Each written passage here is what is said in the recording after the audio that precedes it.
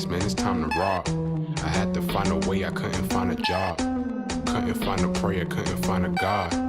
Couldn't find a prayer, couldn't find a God. Black mask, man, it's time to rock. I had to find a way, I couldn't find a job. Couldn't find a prayer, couldn't find a God. Couldn't find a prayer, couldn't find a God. I woke up, then I logged in to that Urban X where they be flexing with that blog in. Put it down, cause my little homie called in. Had to bail him out, he in trouble with the law again. Black skin can't win in the white world. Seen a brother kill his own kid for that white girl. We ain't wanna go to school, but we had to. Every February it was scary in them classrooms. Shimmy y'all, shimmy yay. Old dirty bastards can't own dirty slaves, so they own dirty masters. Black Dot found a pot as a youngin', broke it down for his son, and now he serve it to the masses. Black mask, man, it's time to rock. I had to find a way, I couldn't find a job. Couldn't find a prayer, couldn't find a God. Couldn't find a prayer, couldn't find a God. Black mask, man, it's time to rock. I had to find a way, I couldn't find a job. Couldn't find a prayer, couldn't find a God. Couldn't find a prayer, couldn't find a God. Urban excellence, a product of my residence. From 4 to 44, Obama was the president. I told mama I ain't trying to go to church. I'm like Adam, every Adam is a product of the dirt. And I've been reaping what he sowed. I got the product, got the dirt. And I can teach you what I know, but then you gotta put in work. You in trouble if you waiting on the government. I told my bro I make it out the hood, and that's a covenant.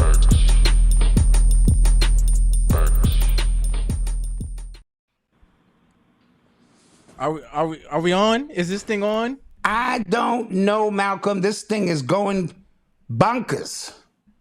Oh my gosh. Hey guys. Hi. This thing is bonkers. Y'all gotta let us know.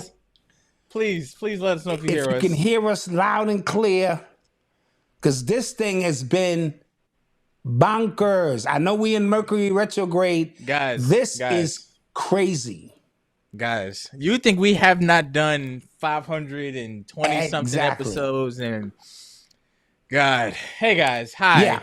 Yeah. How's everybody doing? I have no fly intro. This was exhausting, like literally exhausting. What is good though? How's everybody doing? I hope everybody's fine. I hope you can hear us nice and clear. Jesus you know what I'm saying? Give us that thumbs up or something if that volume hit a one in the chat. Yeah, hit a one in the chat. Make sure we getting this thing popping for you today. You know? Thank you guys for joining us. How's everybody doing? Yes. Like, I don't know if I can still, do this thing. You know what I mean? I had to dust off, the microphone. Dust off my headphones. I see my sis in the building. What's good? Okay. How's everybody doing today? It's a Wednesday. All right. We usually come on Mondays and Thursdays. Well, that was the times. But it's Wednesday, so we throwing everybody off right now. Yes. Tomorrow we're taking Odyssey out for graduation. Let's clap that up. Odyssey graduated again. She's racking them up. She graduated again. But this time, Malcolm, I didn't make any weird promises about a car. Shout out Wanda. I didn't make any weird. I just was like, congratulations. That's it. Good. So we're going to take her out to eat. You know what I'm saying? A little fancy restaurant or something. And because she has earned that, she stayed focused. 2 years flew. Yes. 2 years flew, man. Yes. Sheesh. Yes. Malcolm. What's up? What have we missed? What have we missed? Guys, it feels good. It feels good to be back. As somebody said, it's my lady's 31st birthday, and you guys randomly popped up. She's hyped. We hyped for her. We hyped Happy for her. birthday. Happy birthday. 31 is a good age. That's your age, Malcolm. You guys are doing it. 30 is when you go, I think I can figure this out. But let me tell you, from 40 to 50, that shit fly by. So enjoy the 30s. Because from 40 to 50, that shit fly by. You know what I mean? I'm trying. But what up, though? Yeah, Mercury is retrograding. I don't know what the hell is happening. Malcolm, is your camera clear? You need to do something. Okay, there you go. You go. Now I'm clear, yeah. See? You're in and out. I don't know, man. Yeah, this Mercury is retrograding. Guys, we're trying to figure this thing out again like we have not done this before, for years, so we're trying to figure it out again. We gotta dust off the rust because we're trying to do it. Yeah. We're trying to do it. Oh, my shoulder gonna pop tonight, baby. It's going to pop. Yo, let me start this off by showing a little love to my man, Sincere Love to God. Book alert. This is his book, From the Womb to Illmatic, and it is an Illmatic book. Let me explain. He's basing it off the chapters in Nas's album Illmatic, and he's showing you how to raise your children fundamentally by giving them freedom to think, freedom to grow, freedom to express. Now, when I saw it, I said, this is a little small pamphlet. Bro, this is a powerful, powerful book. He wasted no pages and no words. This needs to be mandatory reading for parents. The way he goes about allowing a child to solve its own problems, the right questions lead to the right answers. So from the womb to Illmatic, he has some QR codes in the back of the book as some learning, YouTube programs that you can get down with. And he uses these principles on his own children. So from the womb to Illmatic, it's available on Amazon or wherever books are sold. And, so I wanted to shout him out because I read this and I didn't have the time to go to social media and do what I do. You know what I mean, Mal? All right. What else is new? Guys, I got a job again. I told y'all that, but I've been working hard, tired. Hello, how can I help you? This is Malcolm. Man, process your order, please. Yeah, tired. Hold on 1 second, ma'am. Yeah. All good. All good. As you see the thumbnail, what did we miss? We got a lot to talk about. So what do you want to start with? Malcolm, it's on you, baby. So big news. This happened yesterday. The news of Malcolm Jamal Warner passing. Yes. Or was that the day before yesterday? I think he passed Sunday night, but we didn't get that information until Monday.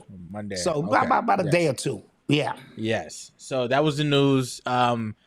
That was that caught a lot of people off guard, and a lot of people I saw it just kind of certain celebrity deaths kind of hit people differently, and I saw a lot of people kind of take this one a lot harder. One, he was on a press run recently, he was doing a lot of just kind of his interviews. More so, a lot of people just kind of say yo, I was just watching him, I was just thinking about him, and then the news that he passed was jarring. I couldn't believe it. And a lot of people have, feelings about the Cosby Show. They have a lot of memories tied to that, and he was a major part of that. I saw somebody say that was my first big brother. I saw on screen. Yes. He wasn't too cool. He made mistakes, and that reminded me of what a big brother would be. So a lot of people identify with that and were sad when he passed. So what did you think? Yeah, I didn't grow up on the Cosby Show. Yeah, I grew up on the Cosby Show.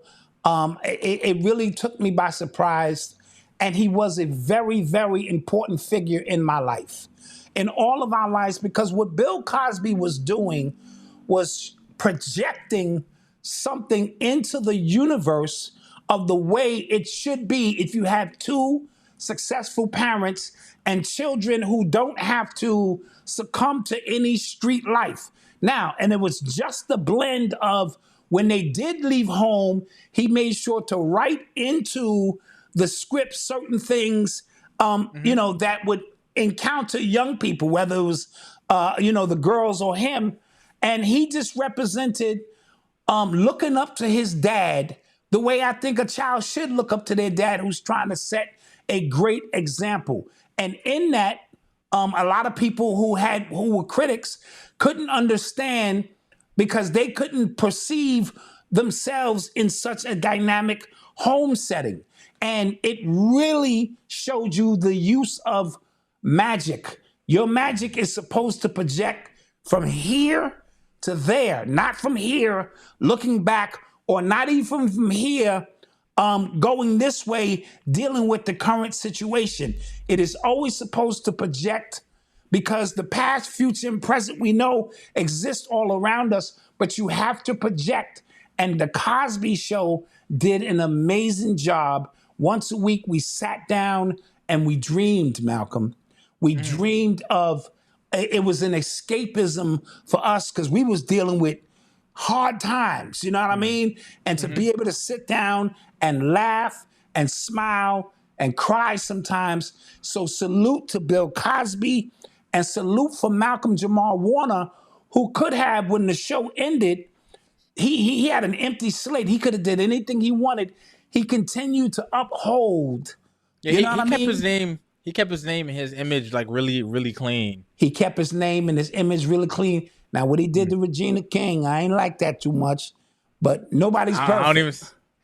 I don't even know what you're talking about. See, he dumped her on Valentine's Day one year. You know, after they had been dating. But that's gangster too. His name is Malcolm. And I'm pretty sure he told me his dad went to school with I think one of the last poets, right? And so his dad made him do book reports every summer on these black elite, or you know what I'm saying, positive figures, and he named them Malcolm for a reason. I feel the same way. You know what I mean? I use ghetto Cosby stories to convey, you know, how I feel, but I named my son Malcolm for the same exact reason how I felt about Malcolm. And I tell people all the time, not likening you to Malcolm Jamal Warner, but your experiences in life should not echo mine, because you don't have the experiences that I had. You know what I mean? Your upbringing was different for a reason. Me and your moms focused on making sure you had extracurricular activities going, programs that you was involved in. Of course, your mother being an educator and your father being the black dot, you were already put within a certain pressure cooker of how you would view life. And for that, I say I'm proud. You follow? Thank you. Proud of you. And you have to write your own script. And salute to Malcolm and his family. Kept his wife private, his children, because this media thing will devour you. They'll be looking for all kind of dirt. Yeah, the nature in which he passed was really sad as well. I think he got caught in the riptide.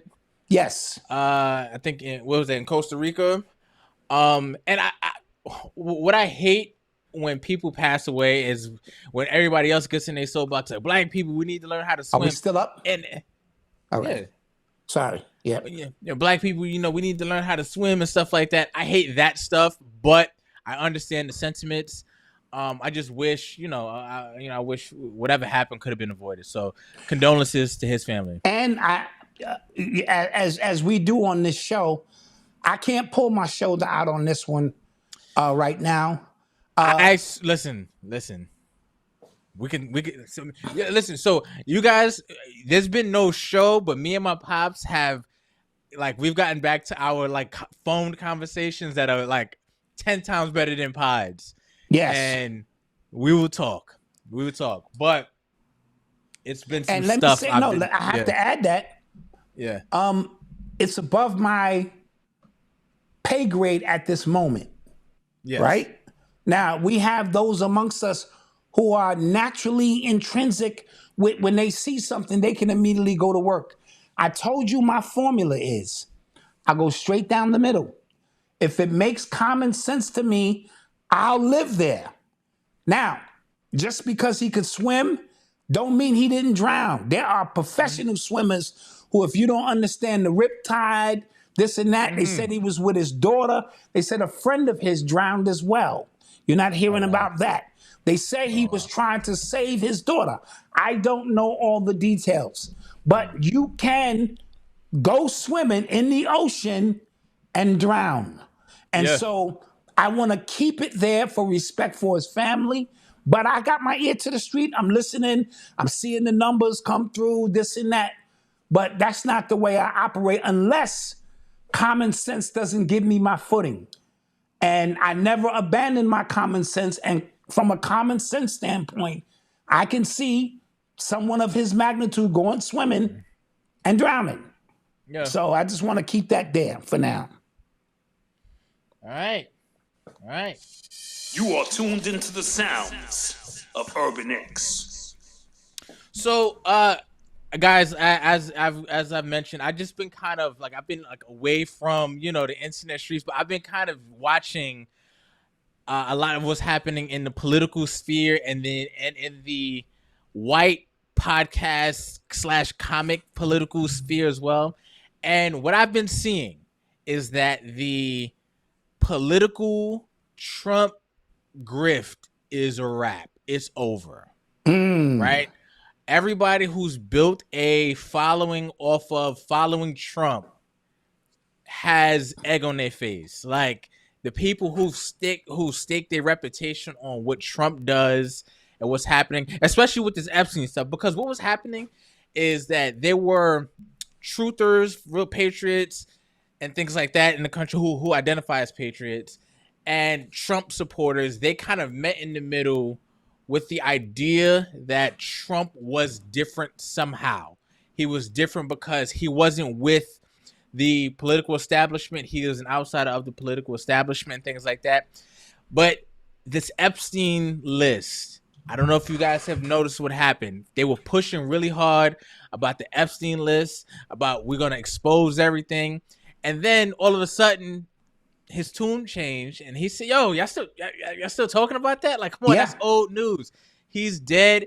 And then he said, "Peep this, that the Epstein list was a plan from Obama and Hillary Clinton." When the hell did that happen? Like, I'm confused. Malcolm is confused because I thought he was threatening to put out the list because he said Bill Clinton was on there, and Bill Clinton had he was frequenting on that flight log and stuff like that. But apparently, according to the Wall Street Journal, and this Wall Street Journal, hold on, let me get it.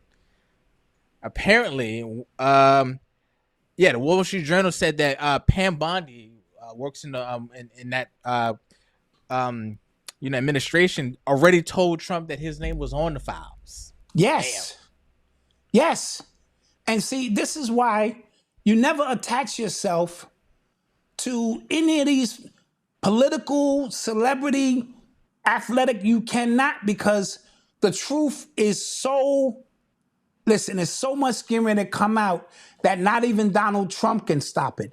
And so you use people for a reason. Like, he might have been there to just agitate a specific, program that we needed to break through, but you got to be squeaky clean. And none of them who have been in the social arena, all of that, are ever clean. They're all dirty, and it's tied to Diddy. And I'm going to get to that in a minute, right? Okay. And so when your name can or will be brought up in these lists, you have to tread softly. So you was doing that to get votes, and your man in there, y'all going to reveal this, and then you insult our intelligence and tell us that there is no client list.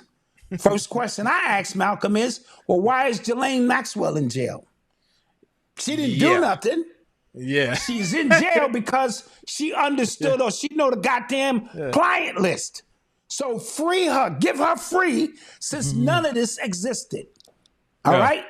Now, Trump is going to serve a purpose like everybody in the political sphere does.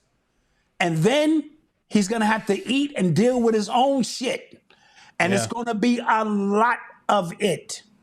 When we look at who Epstein was, he had zero education and was able to land a teacher's job at one of the most prestigious schools in New York City, and continue to climb and climb and climb into higher levels of financial institutions.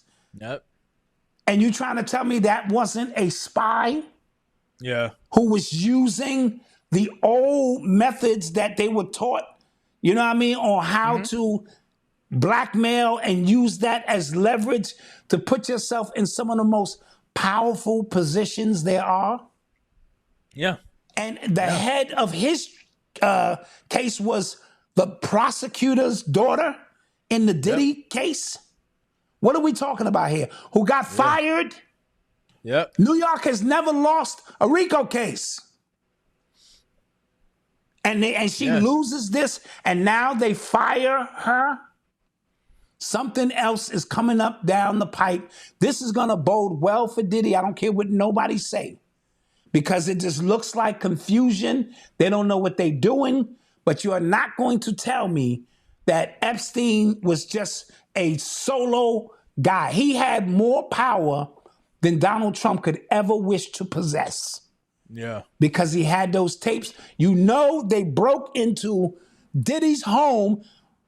You know they didn't go there because he beat up Cassie. You don't send the goddamn Homeland Security into a nigga house because he beat up his girl. Yeah. No, they were on a separate mission. Get the tapes, get the leverage that we need to keep this system in place. What you guys are failing to realize is that it's all crumbling. It's all crumbling right in front of your face. And they're trying to hold this resonant frequency together as long as possible. Because right on the other side of all of this bullshit is going to be the truth. And you have to be prepared, Malcolm, to deal with that. And a lot of our people are not. So they want to believe that's not Jay-Z's son. They want to believe Diddy didn't really do it. He just was pimping a little bit. They want to believe, dude. So yes, it is a lot going on, and I'm here for all the smoke, all of the smoke. Lord knows. Thank you for the super chat, man. What's up? Thank you, Lord knows. We appreciate you as always. J24, thank you, man. Appreciate you guys. We thank you. So talking about the Diddy thing, we haven't gotten on since that verdict came down. He was found guilty of what, 2 of the 6? Or 2 of the 5, and they were the lesser charges. 2 of the 5. Yes, they were the lesser charges. Yes. I knew something was up when we were when the trial was going on. They were talking about the testimonies and stuff like that, and nothing just sound like a RICO. Like you know what I mean? Like nothing sound like a criminal organization. And then a lot of the sensationalism, a lot of what was being talked about was just his freaky deaky habits, right? So it's just like, okay, so do you want to distract us with what else is kind of like, you know, this is what we want y'all to pay attention to, and this is what we're doing over here. And if you kind of were paying attention, the case was bungled from the beginning. You know what I mean? It was bungled from the minute you charged him with RICO. Yeah, I knew the case was over. I knew the fix was in, because even I know, I'm like, this not a RICO case. He's not a part of a criminal organization unless you're going to name 4 and 5 people who were all conspirators, and they were all supposed to go down together. When they isolated him and said this is a RICO case, and when they broke into his house with the damn Homeland Security, I said this is something else going on. They need to sit him down for a minute, right? Because he started getting bigger in his mind of what he really was. See, you got to understand, this is all one big game, and they own all pieces on the board, right? So they gave him that damn cheap liquor. What is it called? Ciroc. And told him do something with it.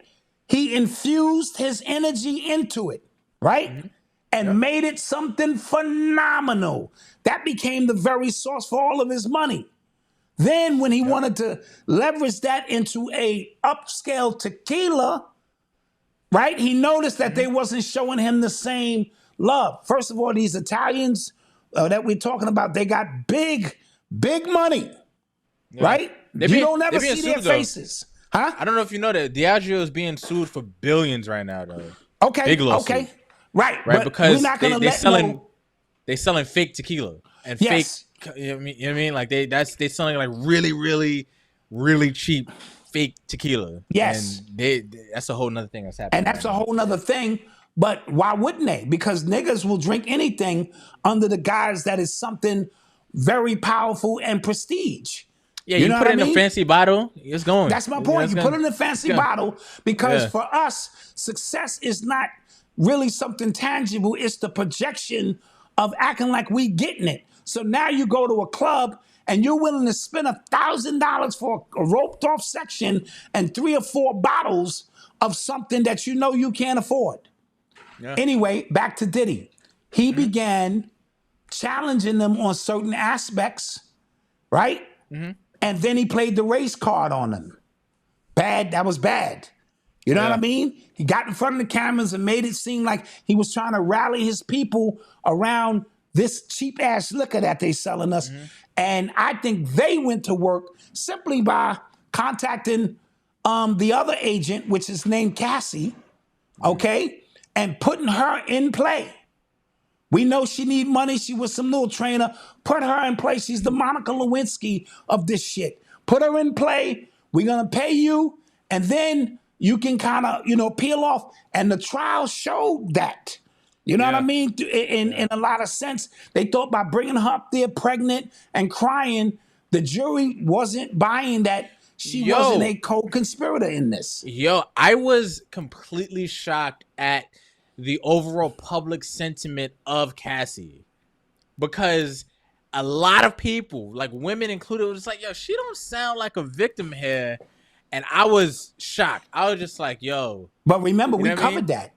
And, you know, what we was calling that segment? Somebody's got to say it. I said it early on. I said, this is not a victim. We know in social media, you got to be careful on how you say certain things because they become trigger points for people to attack you. But I felt somebody's got to say it. It needed to be said. This is deeper than that. She knows a lot, but she participated a lot. And a lot of them women, not all of them, they understand the assignment. Sure, I want to drink fine wine and travel in private jets, but it's going to come at a cost. You know, and that cost could be abuse, neglect. I might have to have 15 guys run up in me to satisfy his fetish, but does it beat being in the hood with Tyrone, right? Oh yeah, that case completely. And if you didn't know it, if you were naive to it, it completely exposed the Instagram influencer prostitution pipeline. Listen, because that's what that is. Like, I don't know if you guys know that. And I'm going to speak to that. Understand that, but that's what's happening. I need to speak to that in a few minutes when I start talking about the apocalypse. You see the shoulder, you see it, right? And so these women even the women who go to Dubai, they know the assignment, right? And society has made this where you would rather look successful than to actually be successful. You know what I mean? And I have another part to that. Yes. So there are, as you just kind of spoke to, there are women who fully understand what needs to happen, right? If they want to live like that, right? They fully are willing to accept it. They fully. Now, what nobody is talking about, or what I haven't seen people talk about, is the way Diddy looks coming out of this. Because if you stand next to him now, you know what he's into. Yes. We know what he's into. There are some of the male escorts already coming out talking about, they have careers now because they're just talking about what they were doing, what he's into. Okay? Yes. I've seen a lot of people defend Diddy, and to me, it only seems like it's because he has a lot of money. So that tells me that the women are okay with what has to happen as long as you look like that. And the guys, there's some men who are okay with what has to happen on that end to live like that as well. Or to be seen next to Diddy as well. Or to have some favor with him when he possibly gets out. That's what I'm saying. We spoke about us using European mindset as a measuring stick for our greatness or the excuse thereof, right? And so the first thing we do is say, well, so-and-so got away with that. And so-and-so I don't care about any of that. You know what I mean? Right, it has to be right, and wrong has to be wrong. But as long as your money, and it's funny, if Diddy was just on trial, I need y'all to use your common sense, just for domestic, battery and stuff like that, the courtroom should have been filled with celebrities. Oh, right. Supporting him, understanding everybody makes mistakes. You know what I'm saying? This and that. He made a mistake, but he's always been a good guy. He had nobody there but his family. Kanye West, who is a free man in his own right, tried to, get there and show that he had the balls enough, but Kanye be having calculated reasons, maybe an album coming out or whatever, but the whole court was empty. Why? Because they was hoping that the real truth, while he's in there, never came out. And thankful for them, it didn't. Look at Jay-Z lately. He back out in the street, doing concerts, partying it up. Everyone kind of took a deep breath, and now the tapes with them on them in incriminating situations will not come out, at least for now. Jay-Z said, I don't even know this nigga. He said, y'all ever really see me with him? But the people vicariously want to live through Jay-Z so bad.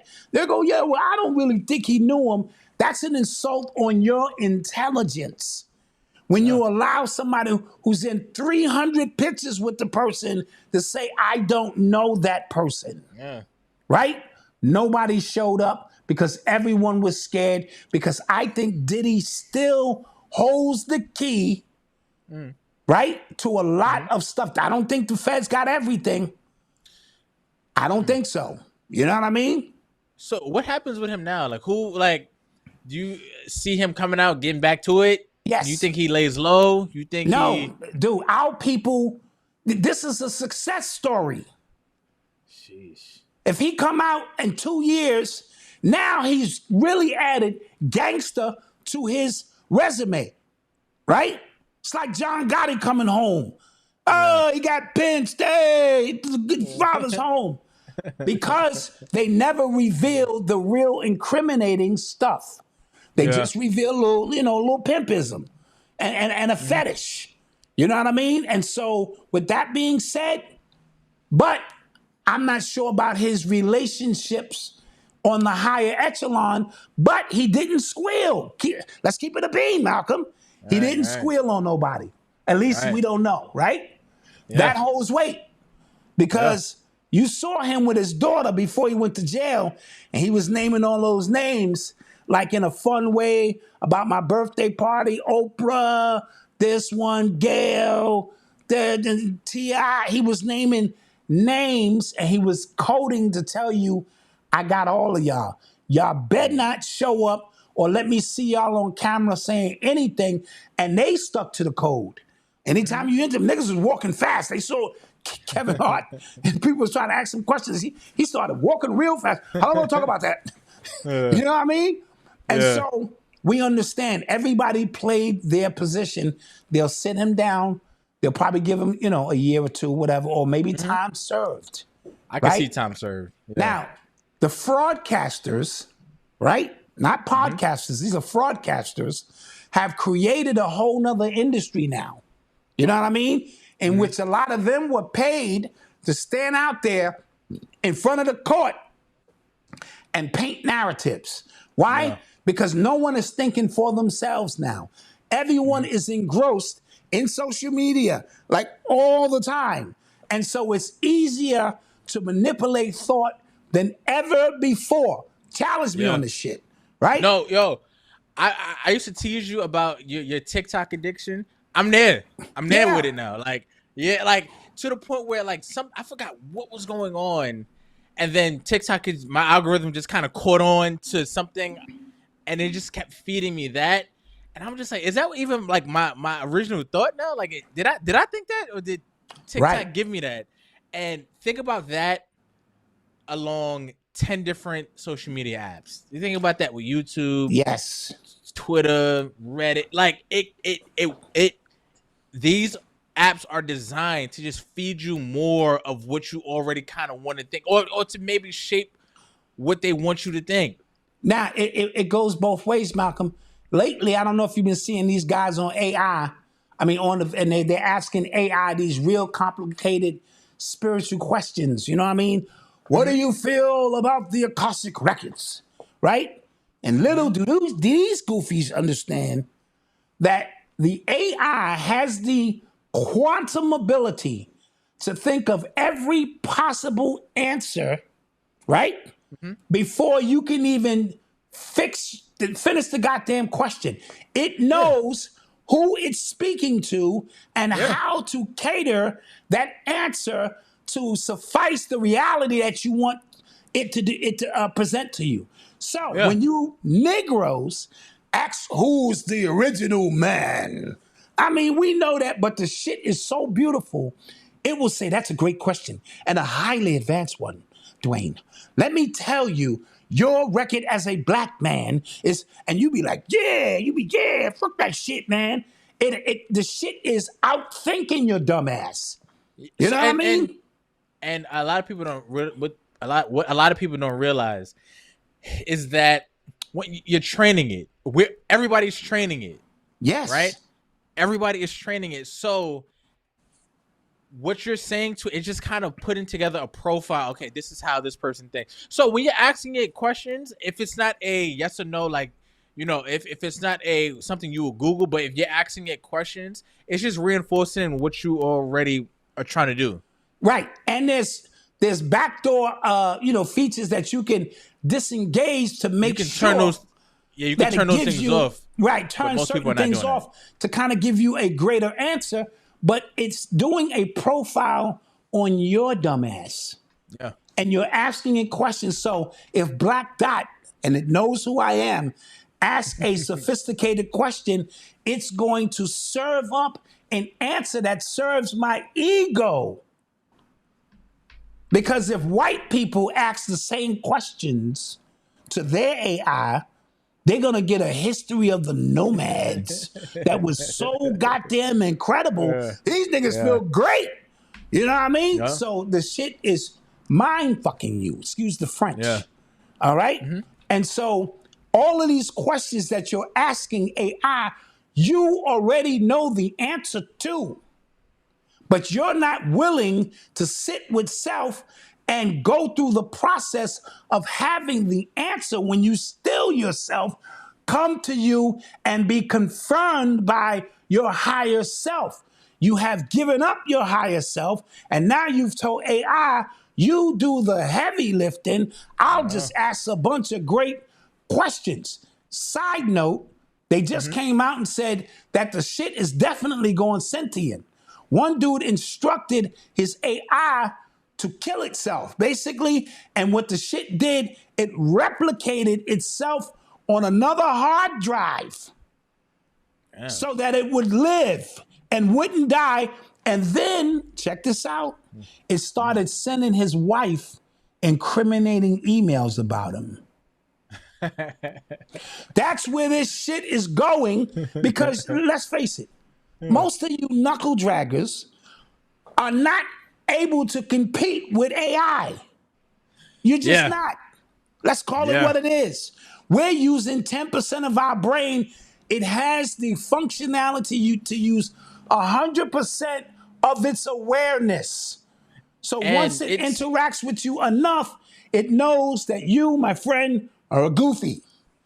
And I don't know if you guys understand this as well. So you know how when people say God it's within all of us, it's everywhere. And with AI, with a lot of these language models, it pulls from the entire internet.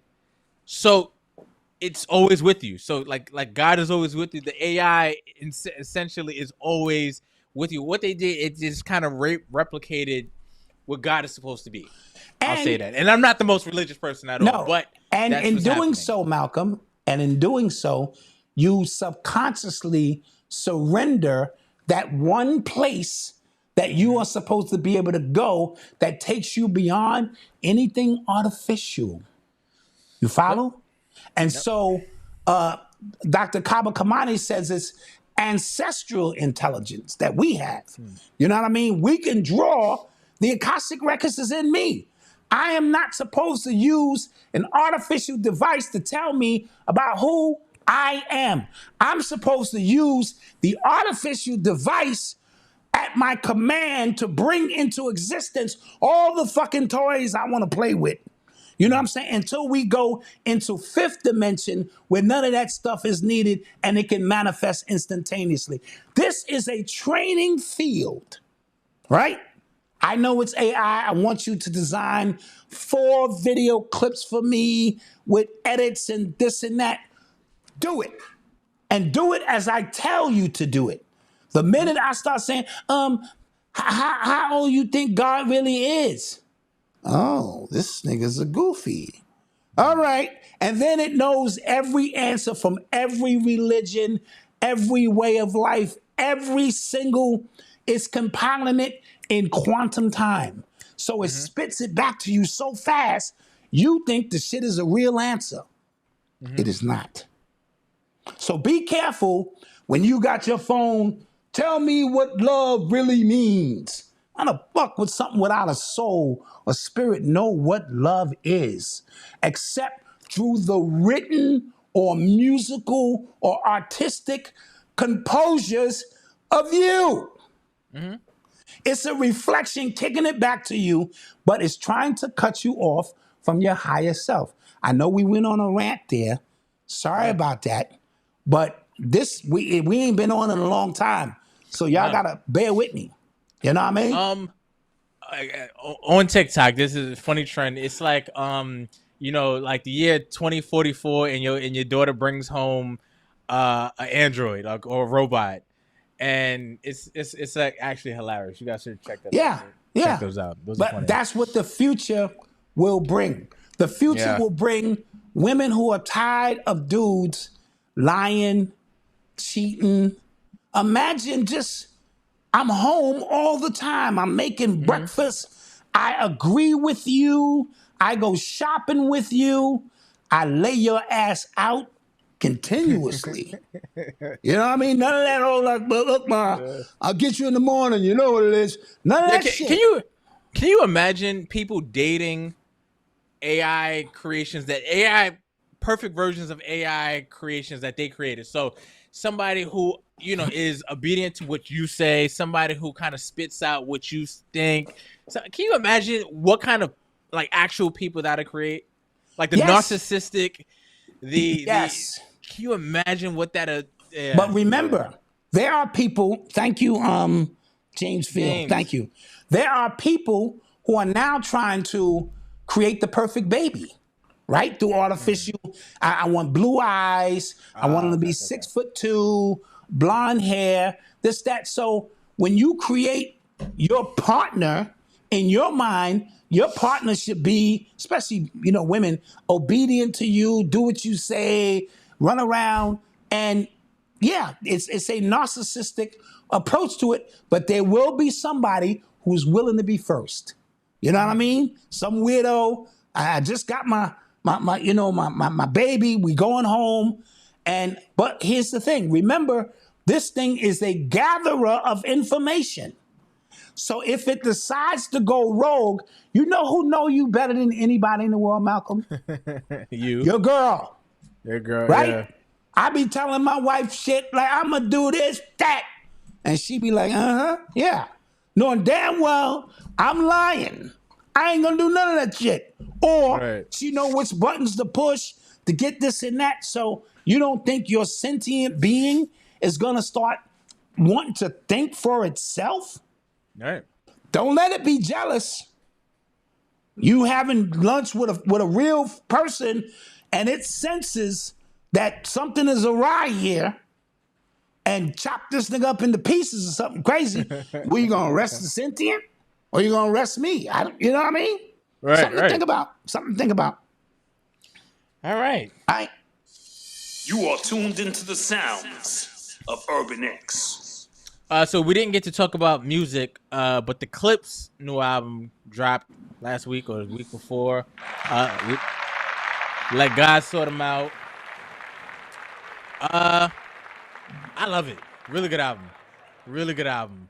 Like for what, for what it is. I know people, they only talking about selling coke, but for what it is, I loved it. I thought the production was top notch. Every time I listen to it, I get another like favorite song on it. I think Malice was in like he didn't like if he lost a step, it's like a half a step. Like you can kind of hear it. He's a little rusty, but he was kicking. He was putting belt to ass. Yeah, the entire album. Like he was killing Push the entire album, and I really enjoyed it. That's what I'll say. Go ahead. That's all you're gonna say to that? All right. That's it. Here's my take on it. On the surface, again, great piece of art. That's what I looked at it as. A piece of art. It was a cohesive story being told. They opened up on the heart chakra on this one, which kind of gave you an opportunity to relax.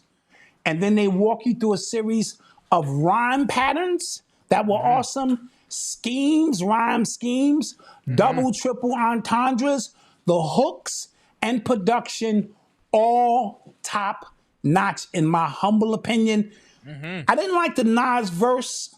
Nas is my guy. It just kind of felt like it didn't belong. Yeah, it was added there. on. It Right. really didn't. The flow that they was using on that particular song, it didn't really need that Nas verse there. I could have went without it. Yeah, you're right.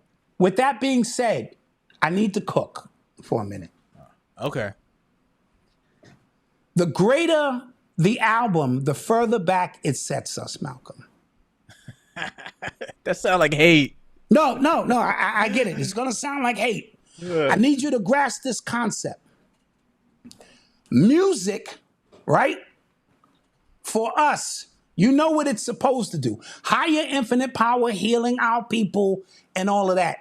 When a great album comes out, and the subject matter is something that should be 30 years removed from where we are, what it does is, and I need y'all to listen closely, it doesn't allow us to break the resonance that is over this planet. This is a prison planet. And it's not prison as you think of like bars.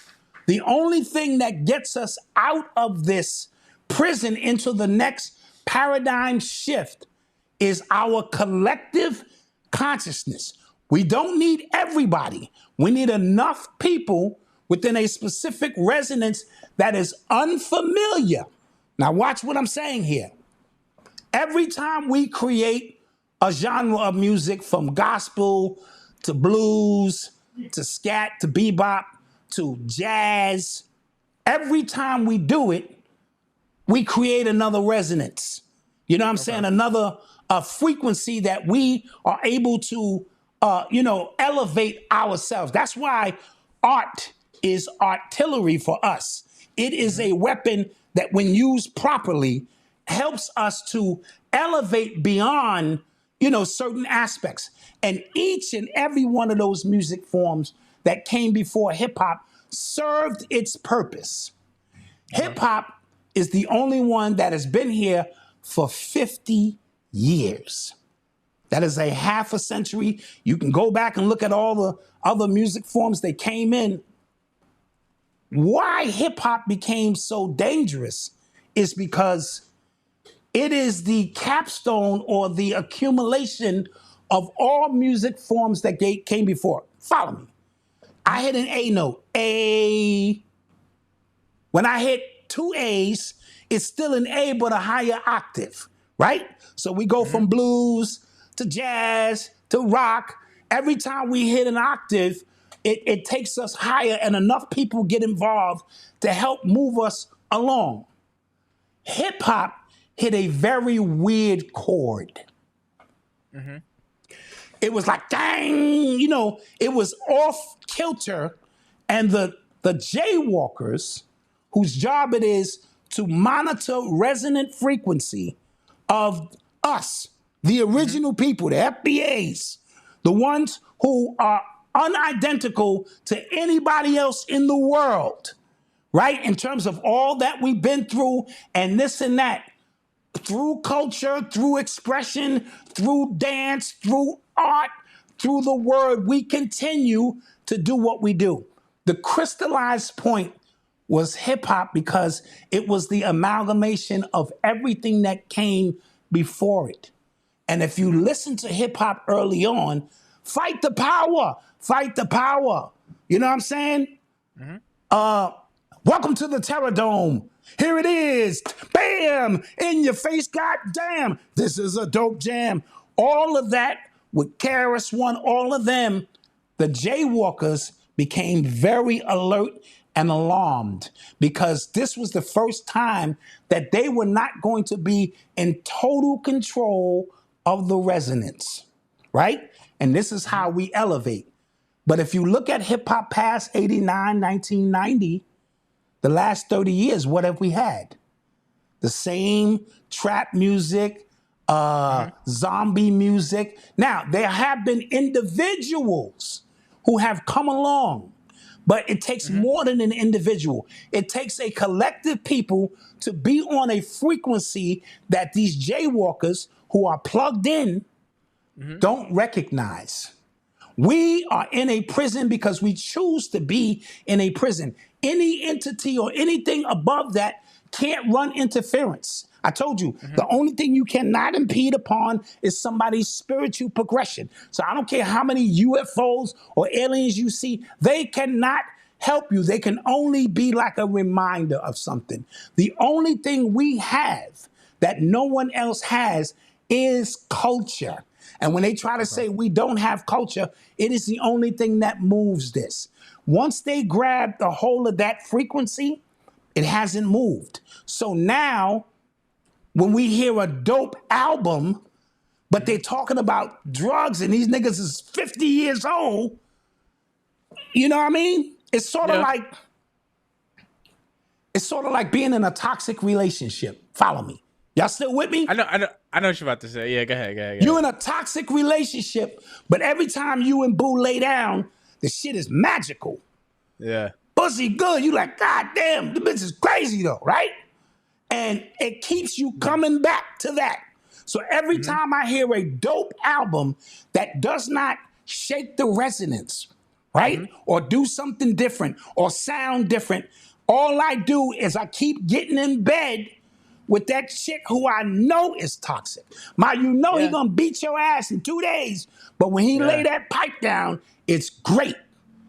That's just an analogy. Now, there'll be people who say, well, good hip-hop is still out here. You got to find it. Follow me.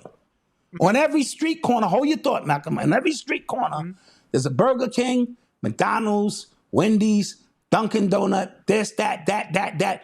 Then you got to walk 9 blocks, and there's one health food store on the left. That's how it is when you're searching for real hip-hop, right? And at first, you don't mind, keep traveling that 9 blocks to that health food store to get it. And then you get tired of it. So what Wendy's and McDonald's and them do, you know what they do? They start serving salads. You know what I'm saying? Diet drinks. So now you don't even make the run and you settle for bullshit hip hop with a remnant of some good shit. Now, last point I'll make, Malcolm, then I'll give it to you. You ever run, well, you only 30 years old. Fellas, if you in your 50s and you run into one of your shorties from 30 years ago, and damn, she looking good, you like, ooh, shorty, you remember the high school days and shit. So every time you hear Big Daddy Kane or Slick Rick and them, and they make a good album, it's sort of like that boo from 30 years ago that it was magic, but this ain't 30 years ago. You follow? You keep bringing me back somewhere that I need to be on at this point. So I'll go to a concert, no disrespect to the OGs, and listen, but I can't live my life around that.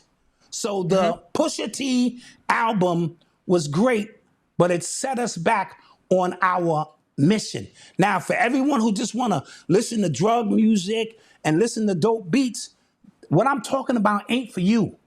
I'm talking about where we should be. We had that shit. We was talking that shit he talking 30 years ago. And for us to hold that up like a banner, like this is the most amazing thing since sliced bread, it's a sign of they keeping us where they want us to be. Meanwhile, they're further out using our culture against us to distance themselves from who we are. Side note, Raekwon's album is slamming. It's really good. Really good. Very, very good. I think Nas verse on that was crazy too. Was the best verse I've heard all year. That's just my humble opinion. So I enjoy the music for where it is, but we can't get out of this. Weapons is not going to get us out of this. Reparations is not going to get us out of this. This has always and will always be a spiritual war, Malcolm. And what we have is our culture, our ability to sing, dance, write, and use our vision to create resonant frequencies. That's why I like Travis Scott and what they're attempting to do. You guys got to let this hip hop shit go. I'm gonna say this, and I halfway don't want to say this, but first off, this Clipse album, like I said, I really, really enjoy it. I just do. Yes. Right. I just do. Like Mike Tyson blow to the face. Like it's all there. But I'll say this as well. This is the first album in a while I just heard rapping all the way through. Yes.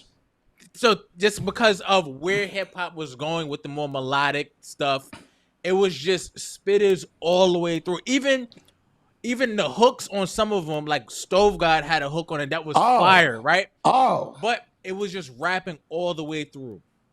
Okay, so as you mentioned, I understood what you were going for, and the better it is, we just kind of go as a culture. We just kind of go, okay, we fine, right? Like we like lyrics, like Kendrick's verse on there. Kendrick went stupid on there, right? Yes. So it just kind of reinforces the point. I will just say this, right? As you spoke about where hip hop was going and kind of where we kind of come back to, Kendrick and Drake stuff. It just kind of battle. It reinforces. It reinforced that, right? So that battle happened between them. Drake was the melodic. He was okay. You talked about the weird note that hip hop was. He was the weird note in that. He was the weird note enforcer. In that, no, like even in hip hop, as it's no rules, he was no rules in that. He was ghostwriters. He was singing on hooks. He was doing he was going Jamaican Afro beats and all of that, to where hip hop, where there's supposed to be no rules, there were people going, that's not hip hop. Right. Then Kendrick comes in as hip hop's enforcer. Yes. Does what he does to Drake, puts out a rap album, GNX. That was good. I enjoyed. But again, as you just kind of mentioned, the better the hip hop album, the better the rap album, the kind of further we get from, I guess, what is supposed to be next in that progression. And next is not going to come because everyone is happy. Everyone is content. Right. Remember, when we talk about the birth of hip hop, there was discontent.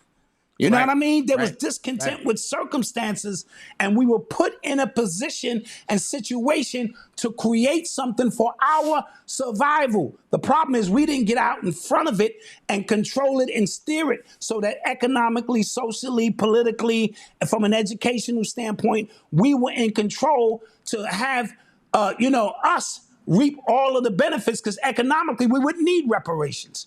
Hip hop was reparations. How about that? You know what I mean? And it should have been enough. But because the jaywalkers their shadow people is to monitor you, not just your physical progression, but how are you going to think your way out of this one? I'm concerned as a 57-year-old grandfather. Now, with that being said, when bitches ain't shit but hoes and tricks, I was in the club getting it on, gin and juice. I didn't think about the ramification of the lyrics back then, so I'm not knocking young people who are enamored or adore this type of lifestyle, because it's fantasy rap. That's all it is. It's fantasy rap. Because ain't no way y'all did all of that and y'all squeaky clean, so we know it's fantasy rap, right? Right. But from a perspective of a 57-year-old grandfather, my views are supposed to change. But here it is, me and my 31-year-old son and my 25-year-old son are all listening to the same goddamn music. There's something wrong with that. It's not, it doesn't mean I can't enjoy what the young people are listening to, because my parents didn't listen to hip hop. They was on some Al Green, some Commodores, some other shit. And then they said, what the hell is this shit? It was a disruption. It was rebel music. But a half a century, they have controlled this. And you guys are happy because some niggas put out a boom bap album with great rhymes and great hooks. Okay, so I get it. From just listening to it in a vacuum, it is a magnificent piece of art. I would never take that from the Clipse. But they, at 52 and 47, should also know better. Yeah, right? they stay in character. Malice, you came out of fucking church. You was chasing God for 15 years, and God sent you back here to do this shit? Are you kidding me?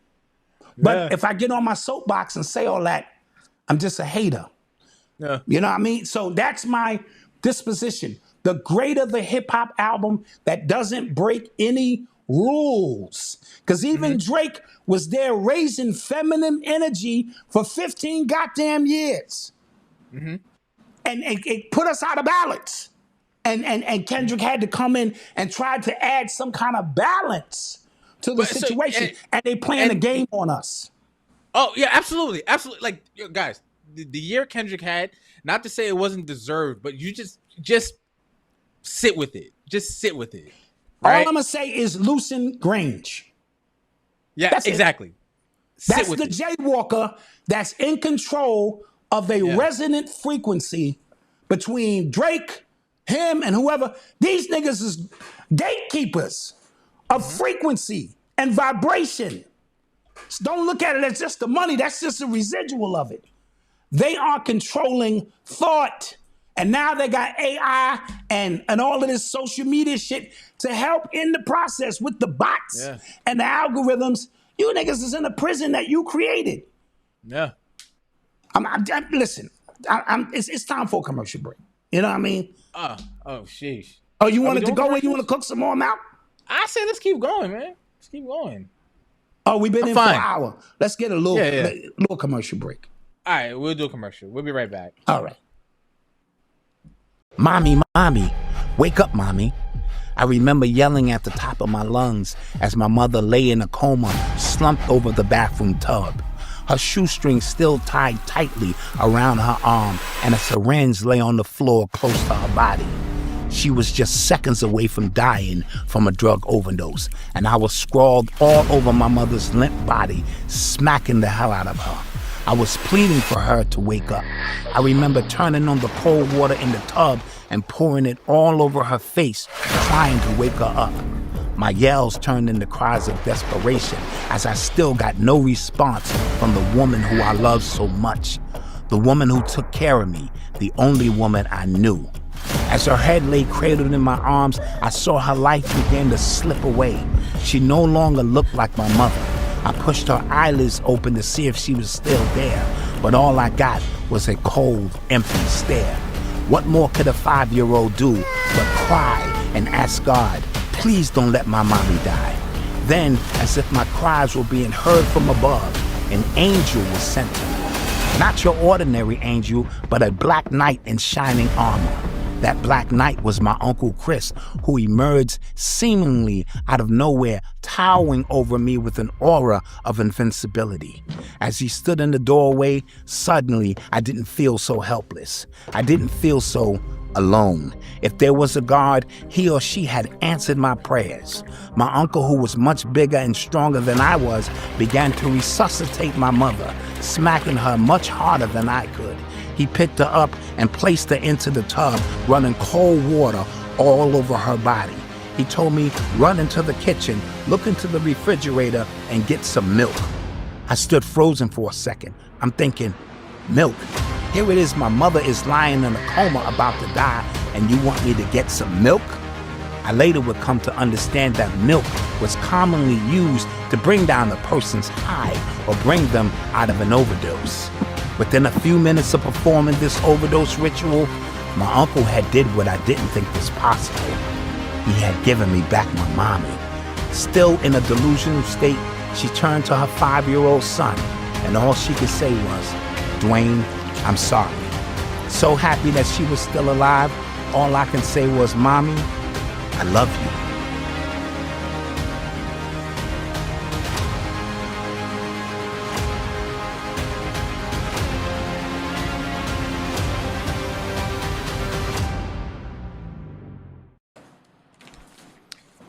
And we're back. And we're back. ShopUrbanX.com.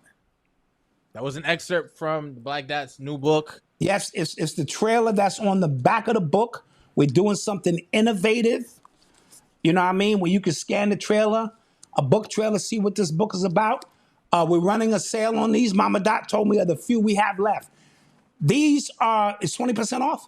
All right, these are the advanced copies of the book. The book doesn't come out until my birthday, which is August 27th of this month. I will have a hard copy, a soft copy, an ebook, an audio book, and Espanol. Clap that up. And it's Espanol. You got a Spanish friend? I see, papi. You have a book, papi. I want to show support, but I don't read English. You don't have to read English, papi. You got an Espanol. Okay, papi. All right, that's how that goes. Shout out, another book alert. My man Steve Canal. You know what I'm saying? Entrepreneur, corporatepreneur, the whole 9 yards. He has his second book out, which is called Take a Deep Breath and Remember Who the Fuck You Are. Clap that up. Clap that up. And so it's part journal, is part inspiration. He gives you an opportunity to interact, put your thoughts in, review some things. He makes a bunch of great points in this book. And this is already on Amazon.com.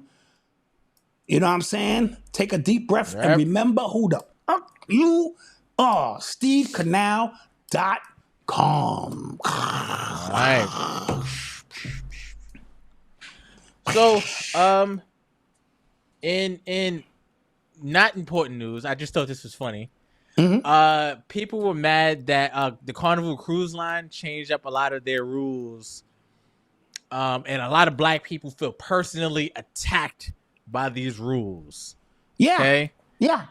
So, yo, and I'm on TikTok now. I be on TikTok now. And some of the videos I be seeing on these cruises, Malcolm, it'll turn me racist too. I'm not gonna lie, it would. As much as we hate to say it, there are black people and they're niggas. It just is what it is. Now I'm gonna give you my theory of this, Malcolm. You know, my shoulder is really gonna come out tonight, right? This is what I think this is. We are in the apocalypse. Now, Dad, what the hell you talking about, Dad? Listen to me. Listen. What you think the apocalypse is and zombies is based on TV. People with one eye out moving slow. Now, metaphorically, impose that concept onto the YNs you see out here, right? Yeah. Who don't care. They got, what they call them, triggers? What's this? Switches, right? And they out for souls, right? Think about all the beautiful women on Instagram selling ass. I've never seen nothing like this before in my life, Malcolm. Let's just be clear. Beautiful women, the first thing they do now is turn around and show you their fanny. Not how beautiful they are. Let's just call it what it is. They all sell box. These are the zombies that you think are coming some other time. You above it so you can breathe. Your reflexes are still as sharp as they used to be. But these other people who don't see no problem going to a Carnival cruise ship on a stolen credit card and sit out on the damn pool and eat somebody's ass. Did you see that part? Yeah, Okay, I did. they are wilding. Those are all zombies. Yeah. And I think they took the jibbity jab. I think that has activated zombieism. You, brothers and sisters, are in the middle of an apocalypse, and you don't even know it because you think these is regular people. These people are doing things that you go, who in their right mind would do that? But you know who would? A zombie. What you mean my fries ain't goddamn ready? Jump behind the counter and make my own goddamn food. And y'all ain't gonna do shit. Those are zombies. Right? Your problem is you think zombies are going to be ugly and they some of the most beautiful women, but they soul snatches. You get in bed with them. Remember, it's 49 other niggas in there in her vagina. You do know every chick who has sex with a man, a part of him stays inside of her. You lay down with her, it's 60 other niggas in there pulling you in. Now it's 65 of y'all niggas in there. All right. Hear me out. And so she's walking around with energy you couldn't imagine. These are zombies, bro. Trust me when I tell you, I see them every day now. They're in the airport with bonnets on and fucking pajamas and slippers and shit. Everywhere. They everywhere if you just watch. All right? Zombies. Take that with you. Yeah. Okay. Mm-hmm. The knuckle dragons, There's a lot of rules now on these Carnival cruises. You can't bring your own speaker. You can't bring your own speaker. Yeah. So call me uncultured. So there's this like line dance called Boots on the Ground. Yes. I did not know about it. You didn't know about the Boots on the Ground? I didn't know about the Boots on the Ground. Come on, I like it now. With the fan. The boots on the ground. And let me tell you, as soon as 50 to 100 zombies assemble at any place, and they play that song, they get in line. It's like the Thriller. It's like the Thriller movie. They all know the shit. I'm telling you. And they live for these moments. They don't give a shit who's around. Y'all can be mad at me if you want. I'm telling you what it is. If they hear an inkling of that shit, I can have my phone on and they be like, is that Boots on the Ground? And they just start, it used to be, what's the other shit we used to do? What's that other dance?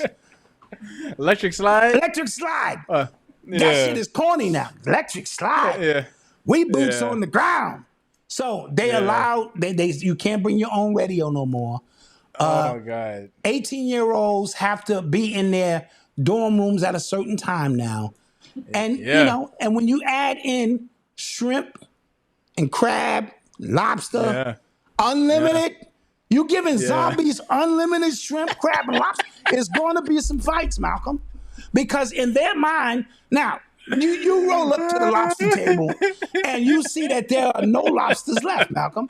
You saying to yourself, logically, I'll wait a few minutes because they're going to come out with the fresh lobster.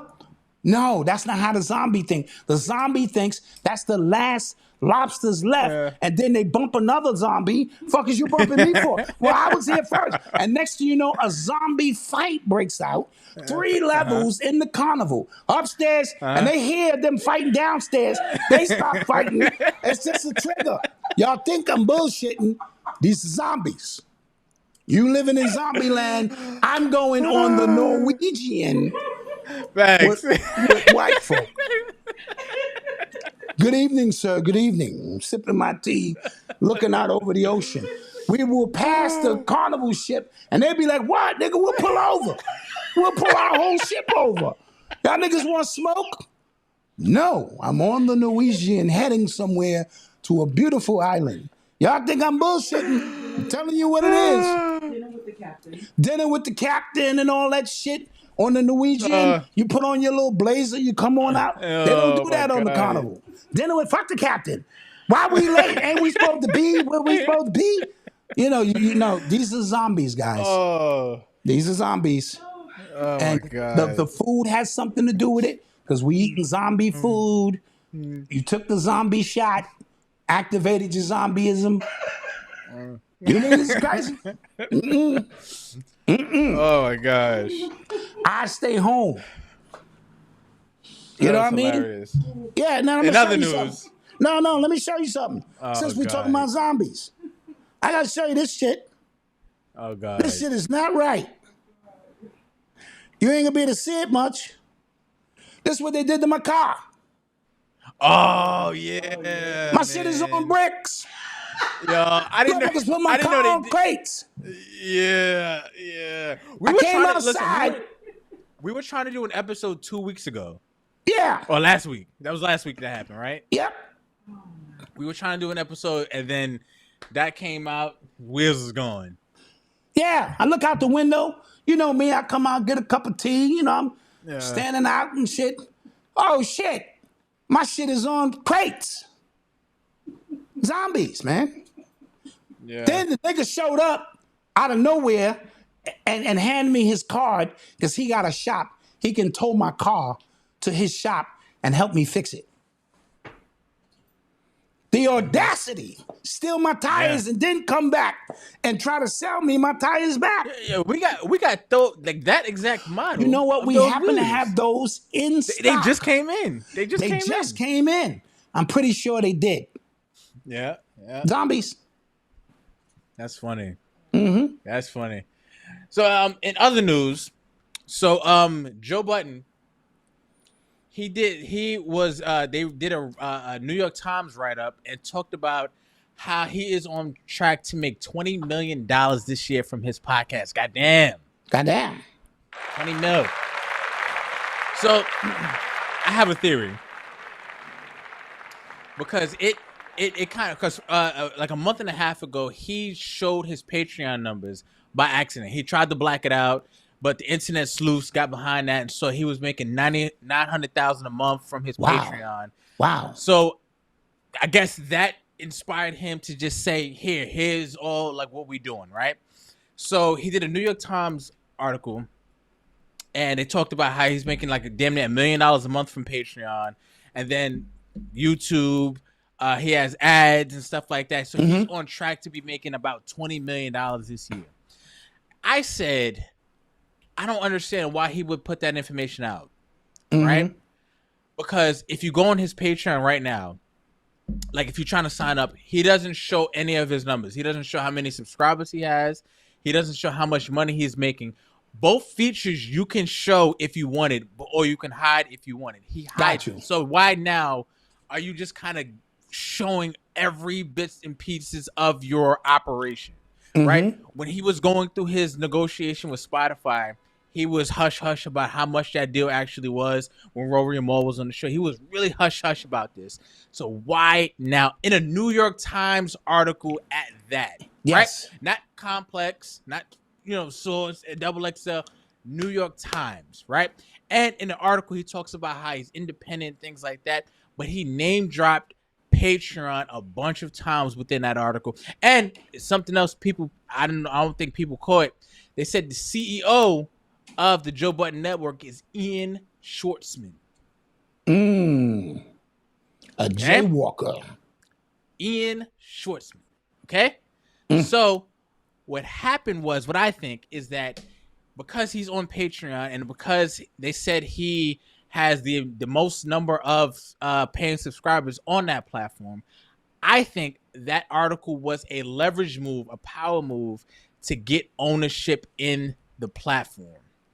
Because I can see that. Yes, because it just kind of, it makes no logical sense. Why you from hip hop, so Joe, I'm talking Joe. You know how people can get. You know how people start hating you. People are damn near pull their subscription back. Yes. They'll pull up, like, nigga, this nigga don't need my subscription. Like, they'll pull up subscription back before that. So why do that? So I think he's trying to show Patreon, like, yo, if I go somewhere else, I'm taking 70,000 subscribers with me, right? Yes. And that's taking money from your platform, taking exposure from your platform. So let me, because again, people like to throw the independent word around, but if Patreon just said, okay, we're not working with you, then he's not making $1 million a month on Patreon, right? He would have to go somewhere else because he is still hosting content on that platform that he doesn't own. Right. So if he does own it, that's why I think that's real independence. That's what I think real independence is. That's what I think is happening. I think you're right. He's Virgo, isn't he? Yes, he is. All right, so he's very analytical. So he understands how to look up ahead before he gets to a situation and already have 2 or 3 scenarios played out that benefit him. Now, let's talk about this independent thing real quick. Right? Black Dot, independent. However, my books got to be printed by Book Baby. I don't know who the fuck they are. I got to sell you the book on PayPal. Sound like jaywalkers. Cash App, jaywalkers. All the social media outlets, YouTube, this, that. I don't own none of them, but I'm independent. Independent of what is the question that I'm asking. That's a real question. So a lot of that independent stuff is a psychological ploy to make you feel that you are not on the grid. Nigga, we are all on the grid.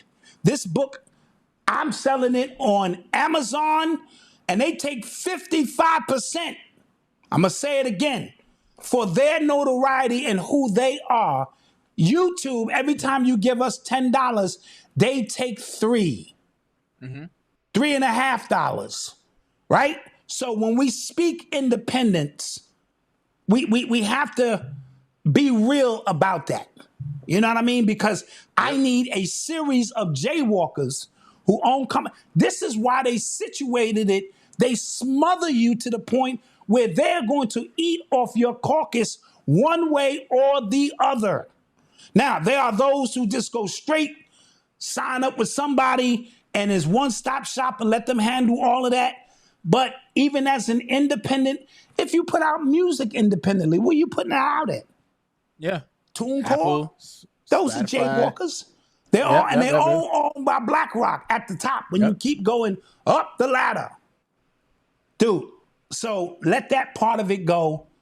Find a niche within that allows you to keep your butthole virgin. It's important, right? But you're going to have to, even Ian Swartz, he has found him a beautiful goyim named Joe Button. He is proud of his goyim. His goyim has powers, and his goyim can gather people and make sure that Ian Swartz family never needs for anything ever. But Ian Swartz can't write a rhyme, can't write a hook, can't do a dance, can't sit at a podcast. He can't do none of that. That is not his job. You are the magical one, and it is every jaywalker's dream to find them a super goyin, right? That can do. Michael Jordan is just a super goyim. From 1984 on, that has changed the world of jaywalkers for generations to come. That's their goal. Your goal is to find your place within this, to use your art as leverage to feed your family, but then understand that higher infinite power healing our people is bigger than beats and rhymes. It is our way to see the world through lenses that they couldn't possibly see and help us get through this to the point where you don't need any going. I'm about to get me I'm taking interviews. I'll be a going to somebody. Price right. You know what I mean? Yeah. Fuck that shit. But you understand what I'm saying, Malcolm? So that's how Ian Swartz sees it. And he will come out and defend black causes. He'll be on the front line because he not messing up his going. You know what I mean? Yep. And what Joe Button is doing is showing as a Goyan that he has value. And I want a bigger piece of the pie. You know what I mean? But what happens is you sign these deals and you don't read the fine print because it's not written in Goyan. And once you trigger, let's say a slutty vegan, right? Vegan, yep. Great business idea and concept. And I think she maybe have grown too fast. And then you don't read the fine print, huh? I said, yeah, she scaled too fast. And then you read the fine print, and next thing you know, you don't own the business. Yeah. Right? You don't know how it happened, but it happens because it's in those contracts. Yeah, not to belittle the point. And shout out Slutty Vegan, vegan, yeah.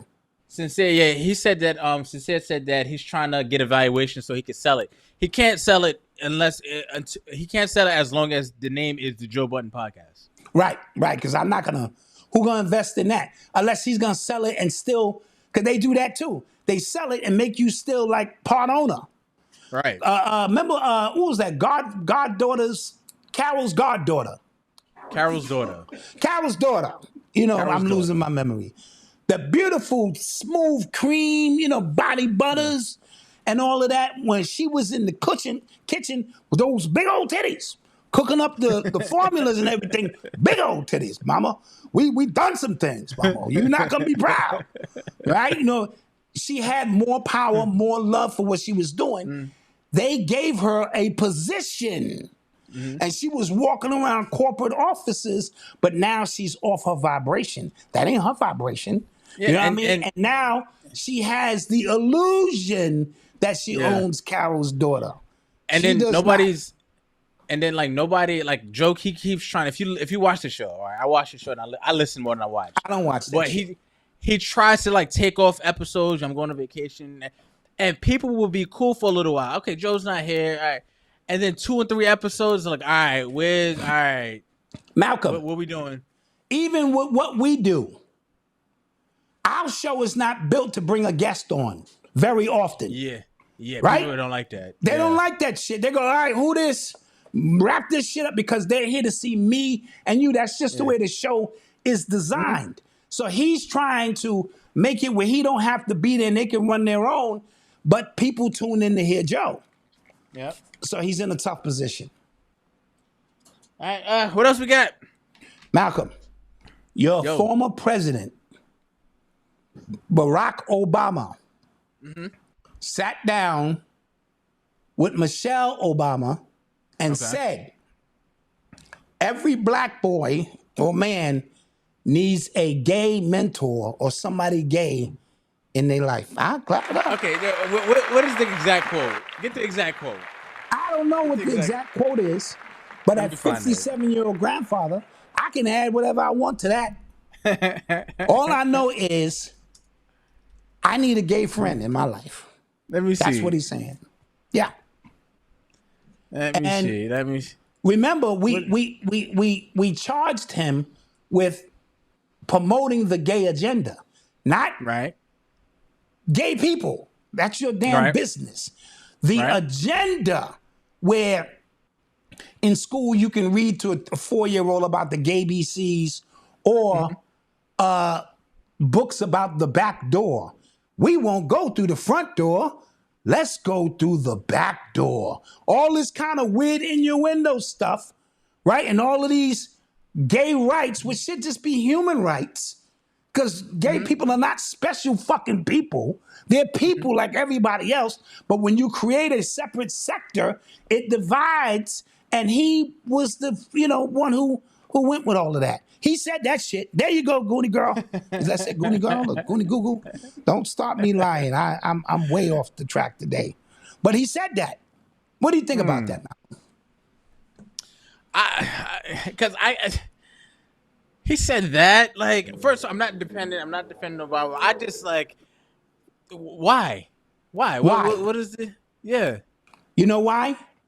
Because the truth is about to come out about him and Michael. You follow what I'm saying?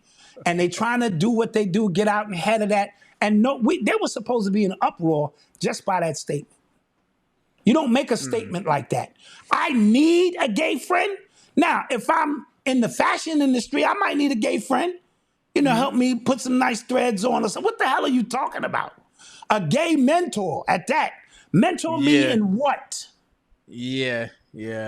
What can a gay mentor give me that a straight mentor can't is the question. Right. Yeah. Right? Yeah. What are we talking about, Obama? What are we talking about? You know what I mean? Yeah, and we just letting it fly. Yeah, I'm trying to like figure out. First of all, who listens to that damn podcast? Nobody. Let's be honest. Yeah, like let's be honest. Second, no, I'll get to that later. But yeah, but I don't understand that point. Like I don't get that. Well, it's gonna come out sooner or later what it's about. And like somebody said, the way he even crosses his, he is clearly a gay man. He's clearly a gay man, which is his business. But when you cross your legs like that, come on. Remind me of Shannon Sharpe, Oh yeah, Shannon. Speaking of Shannon Sharpe, he settled his case. And then that girl said she announced that she retired from OnlyFans. Obviously, she got $15-20 million. Yeah. You know what I mean? And he should be, again, we discussed this, embarrassed. Yeah. He let a hillbilly, a 19-year-old hillbilly, wash him up. Yeah. That's $20 million he could have dedicated to a Boys and Girls Club and put his name on the gym or some shit. Now, this is what I'm hearing.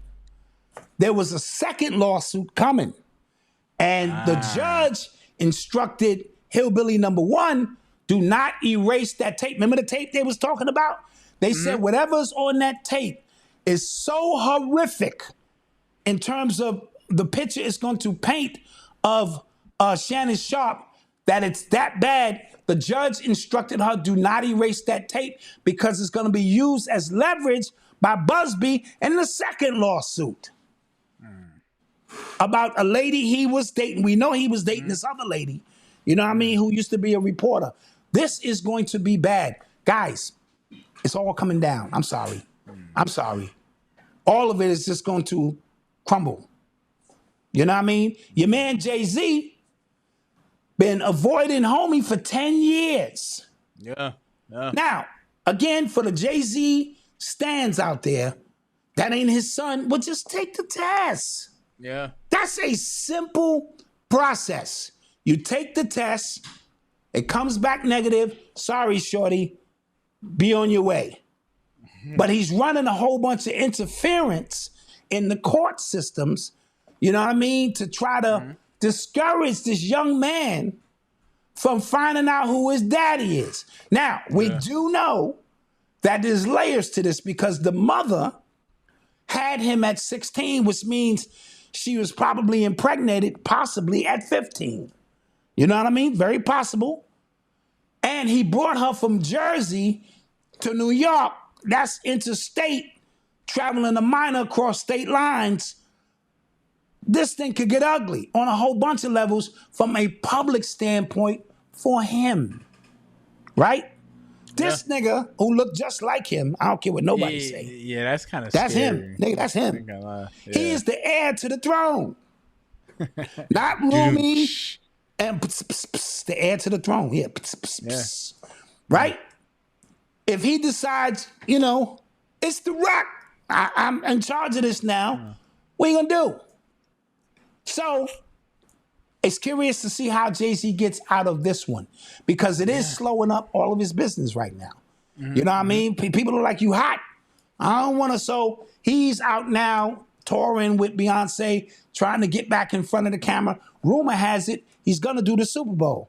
I'm not sure.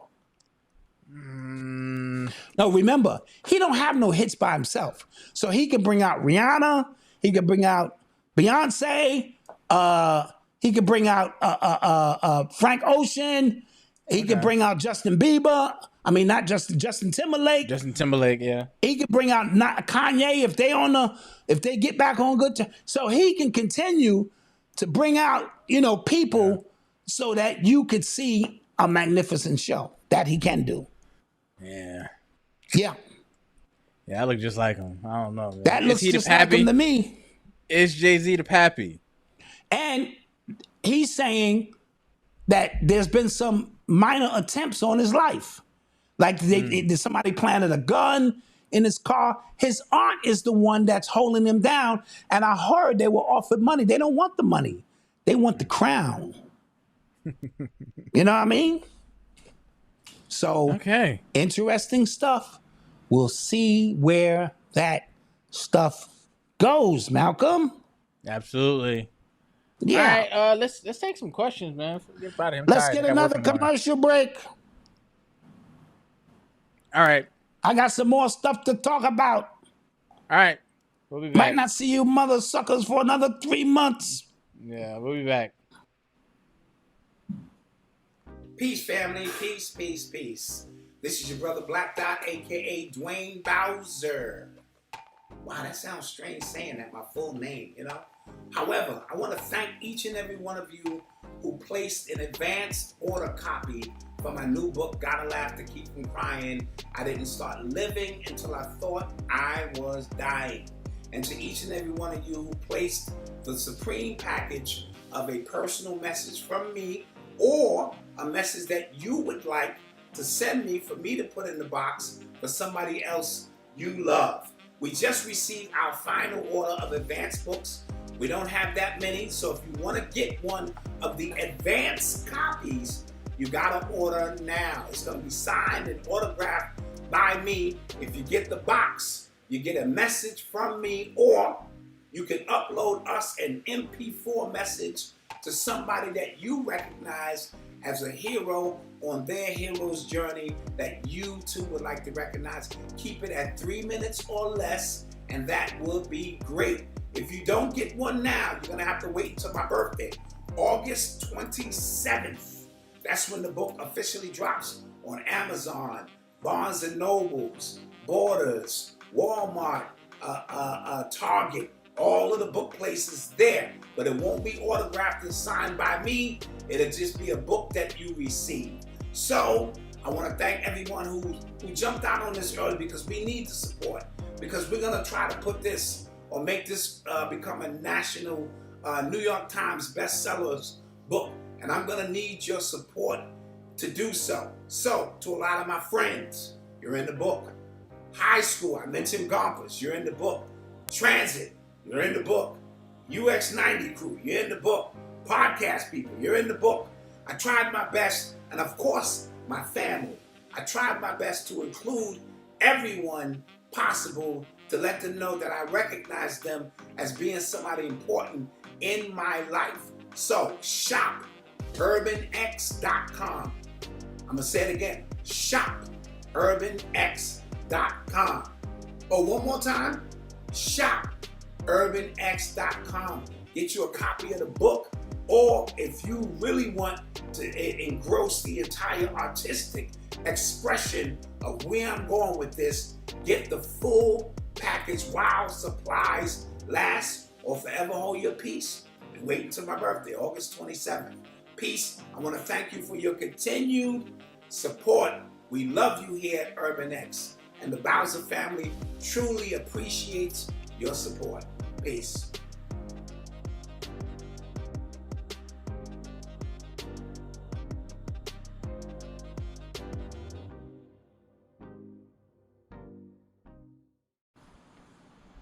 And we're back. And we are back. We thank you for being here on short notice after what happened yesterday. Yeah, that was embarrassing. Continue to show us support, so we continue to show you guys support. I think you guys should start a petition and force Urban X to come back. That's what I think. You can get enough signatures. How many signatures will bring you back? 1,000. We got almost 2,000 people watching. Then 5,000. That's probably a little. That'll tuggle my heartstrings enough a little bit. Like, oh man. So Malc, let's get right to it. There's a new shoe policy at the airports now, right? Okay. You don't have to take your shoes off anymore at the airport. Starting, I think, next year. I think that's great. It's annoying to me to have to take my shoes off and all that. Now, side note, the bad part of that means now their technology is so goddamn advanced that shit can see through your shoes. It can go through the shoe. Yeah. So that's they never give you something without taking something away, or vice versa. Yeah. All right? They're also going to add, instead of 3.5 liters of liquid, I think they're gonna up that to 7. It's good for people who travel. Okay. Malcolm, I want to talk about some events that's going on in the world. The Texas happening? floods was crazy. Oh yeah, that was wild. That was wild for that wicked witch group to get drowned like that. These were the children of all of the high elite. They had their own camp. I forget the name of the camp. The Wicked Witches of the West or some shit. And in the middle of the night, the storm came through and took them away. Jeez. Water currents have been reversing in a specific ocean. I don't know which one it is. They said this has never happened before, Malcolm. Right? Where the water is reversing on its own. I believe the axis is shifting or something to that effect that's going on. So let's pay attention to that while y'all out watching, boots on the ground. The Yellowstone River Mountain, right? Yellowstone Park. Yes. The animals at Yellowstone Park are starting to migrate at a very, very alarming rate, Malcolm. Migrate where? They leaving. The bisons or whatever, they leaving from the mountain, which could be an indication of a volcano coming, or something else is going on, because animals are usually the first to know when something is off base, Malcolm. Okay. Yes. Right? Yes. So those in that area, and they put out the map to show you if that volcano blows, the effects and after effects. Everybody here on the East Coast is good. The rest of y'all are fucked. Malcolm. That's not funny. South Park just signed a deal for $1.5 billion. Yeah.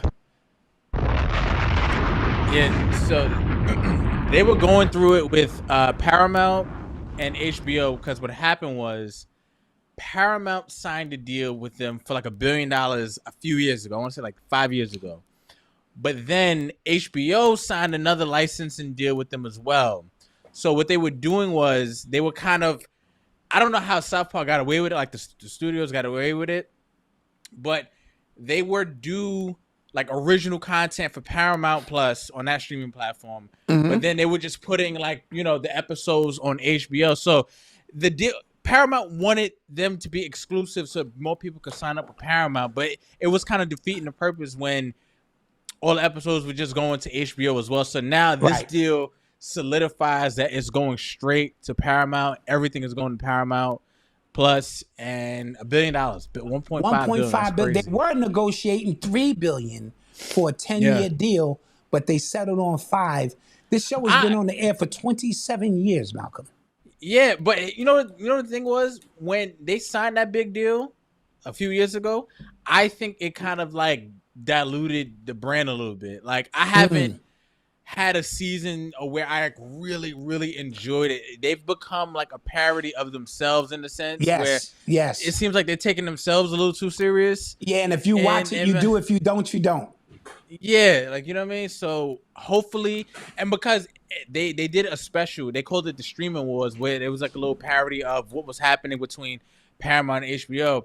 And you could see in what they were talking about, they were kind of like creatively drained. So hopefully when they lock in on one singular focus, right? Hopefully, because when you lock in on one singular focus, it makes a lot of stuff a little easier. Yes. Right. Just, So hopefully it makes, for better content and for, better seasons. So yeah, I'll say that. Okay, did you hear about the guy who was sucked into an MRI machine?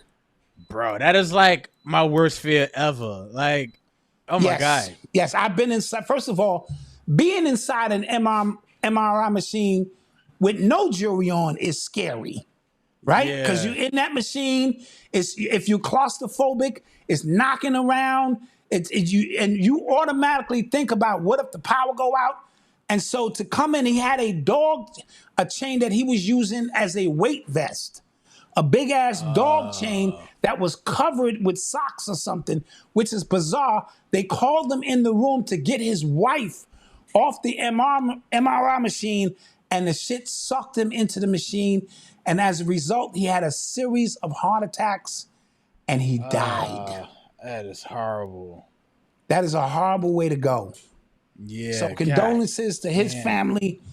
Just very, very bizarre stuff, man. Very, very bizarre. Jeez. You know? God damn it, man. Malcolm. Yo, not what that else it we got? matters to us. Barack Obama is getting ready to face heavy treason charges. All right. Where'd you get that one? This is a fact. This is a fact. Let's hear me out. The Russia collusion, right? Mm-hmm. Remember when Trump was running against Hillary and she claimed that he won the election based on Russian collusion. And then all the news people ran with it. Obviously, he was getting help from Russia. Now they have the receipts and documents, hear me out, that said when Obama, the sitting president at that time, heard about what Hillary was doing and it came across his desk that this was not true, he was supposed to come out and admonish her. He did not. He signed off on it, and they have his signature in a multiple of places that said that he too was in on it and he could be arrested. You know, he won't, but I'm just showing you what they're saying. He got caught and there are receipts now. It's different when it comes to speculation. It's something totally different when you're talking about, you know. Real quick, we didn't shout him out. Reginald Green, thank you for the super chat. We appreciate that. Thank you, Reginald. Appreciate you. Everyone who supported financially or with your energy, we truly, truly appreciate it. What you think about Shaq threatening RG3 because he's been coming at Angel Reese? Did you see Shaq's statement? No, I didn't. I saw what RG3 is doing with Angel Reese. Right. And so this is what I've been noticing. There are certain topics that are very, very easy layups when it comes to content views, likes, and stuff like that. Mm-hmm. Right? To the point where it's not even creative. These are people who are trying to be creative. They're trying to be content creators, and they're not creative at all. Mm-hmm. Right? So if you talk about Angel Reese as opposed to Caitlin Clark, and we know logically they cannot be compared to play two different positions. Yes, they're like, you get what I'm saying? Like logically we know that, but it's easy to get views and clicks. There are other topics like that across the board, and we know that. So that's what it feels like to me when RG3 tries to do that. Like you're trying to go for the easy and layup, and that's corny. And it seems he's also trying to appease white folks. You know what I mean? He's leaned way into the I have a white wife identity. Yes. He's leaned way into that. Well, Shaq just came out and said, if you don't stop, I'm going to punch you in your fucking face. Those are his exact words. Okay. You know what I mean? And so leave her alone. He said, I'm her big brother. I'm her protector. And she's down with Reebok. So, you know, it's probably a connection there. Leave her alone. And homie leaned into that. RG3, he's like, yo, Shaq is built like a vending machine. He got to catch me first. And so he's like, antagonizing the whole situation. But this is a small world. And Shaq can easily see him. Or what Shaq just did is put out the dog whistle. So it don't have to be Shaq. It could be somebody along those lines that smack the shit out of him when they see him. Okay. Touche. Know what I'm talking about? But Angel Reese has been playing really well, though. I'll put that out there. Yes, she has. She has. And now these women have all banned and said they're going to walk out if we don't give them the money they deserve. These bitches is crazy. These bitches is crazy. Yeah. They're crazy. Okay, I saw that as well. And then I had to just kind of think like, all right. Slow it down. We will walk. And guess what? We won't miss you. Like, if we just want to be honest about it.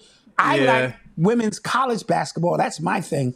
You ladies can walk out and I won't miss a beat. I won't be like, damn, the Liberty, oh man, no. Yeah. I'll just continue to chill until football season makes its approach.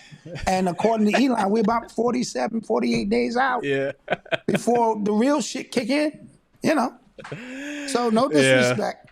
Malcolm, Uno is now going to be something in Vegas. So I heard it's a pop-up. It's a limited time pop-up that they're doing.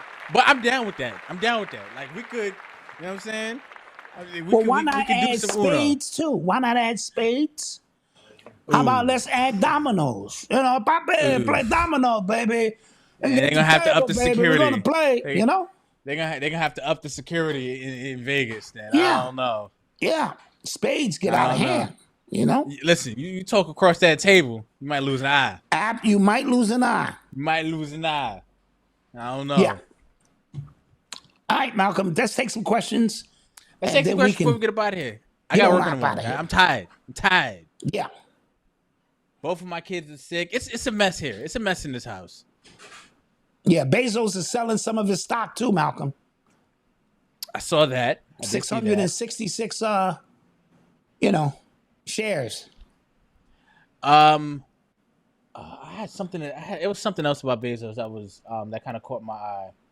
I forgot about that. The Delaware mom fake Amber Alert. That happened like a couple months ago where she said that her daughter was like taken by a white guy at gunpoint. And I feel like everybody heard that story and said, this is fake. And then it came out that it was fake and that she killed her daughter. And oh, yeah.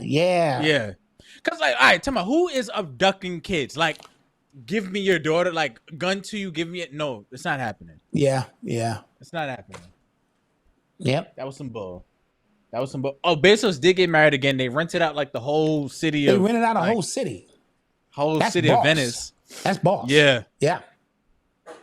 But his wife is the ex-wife of Tony Gonzalez, football player. Oh, I didn't know that. All right, so this his is new my wife. Thing. Yes. The one he hitting now. Yes. Gonzalez used to rock with her. Yes. Okay. All right. Everybody got an ex. Yeah. This is my thing though. Like, you're Jeff Bezos.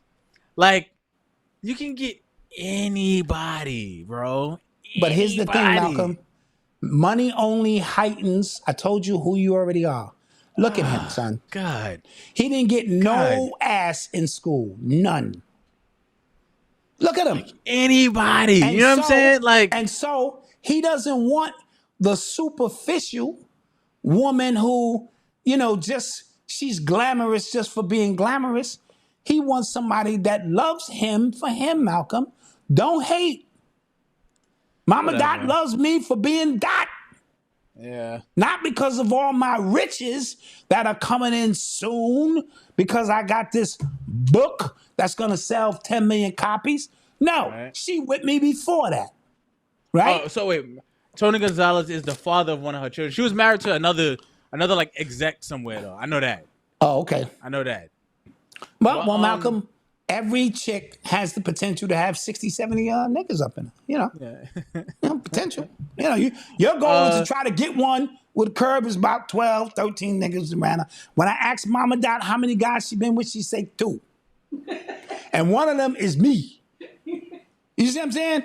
So that's the woman's math, nigga. But we on the other end, we like, yo, son, I remember Shorty, because I was really wilding in high school. That's not how their math works. Okay? So, yeah. Goodness. Somebody asked, do we like Joe and Jada's podcast? I do not listen. I hate listening to Fat Joe. I hate I don't listen to it. I like Jada Kiss. And that's it for me on the other end. By even Fat Joe calling himself God King, Crack God, I lie, and all this old weird stuff. I think he's losing his mind, bro. Yeah, no, seriously. Some of the shit he's saying, he's just losing his mind. Yo, guys, there's a lot of content creators out there who I'm like officially just kind of worried about their mental health. Like, something's not right there. right? Something is happening, Lord Jamal. Something is happening where something is not right. Something is and I'm off. actually worried. Yep. Right. And that's why, Malcolm, you take a break sometime and you get back into the real world so that you're not so engrossed and plugged in that you off balance. You don't know what's real or what's real. You know what I mean? Yeah. It's important. It's a fact. It's important. Fact. What else we got, guys? What else we got? What else we got? Yeah. With that being said, we appreciate With that y'all, being man. said, we love you. Appreciate y'all, man. We miss you. We miss you guys. We do. Absolutely. You know what I mean? We really do. We really and do. We will continue to pop up from time to time and get this thing cracking. Yes, we will. Okay. So don't forget to visit shopurbanx.com.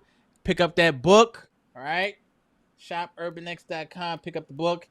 And then we'll see you guys soon. All right. Maybe. Peace.